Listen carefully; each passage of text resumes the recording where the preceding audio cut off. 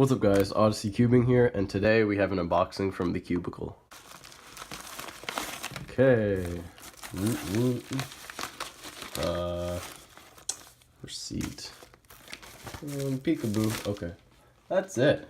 So, we've got the Volt Square-1 here.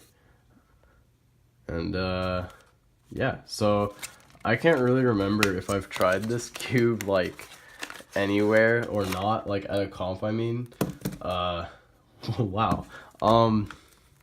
Honestly, I don't remember the middle slice seeming that thick, but, you know, that's kind of cool. It seems just more compact than the Chi, even though I'm like 90% sure they're the same size. Yeah, now that I'm like seeing it and stuff, I'm pretty sure I haven't tried this cube, so. Wow, flew into my lap. Nice to meet you too. Okay, so turns. Wow, yeah, I definitely haven't tried this before. Okay.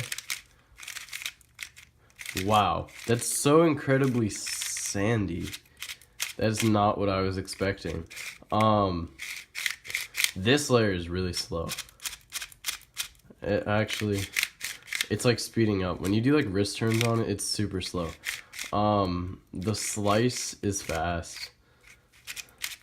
That is like somewhat slow also.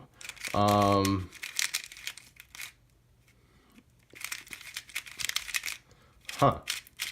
This isn't really what I was expecting.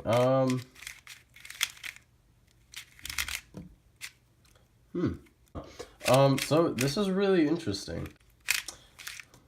That's what a checker looks like. So like, just real quick, not that it matters like at all, but the shades are super bright, especially the red and orange. They contrast really well. It's actually harder to see on camera than it is in person, and the yellow and white are like super contrast as well.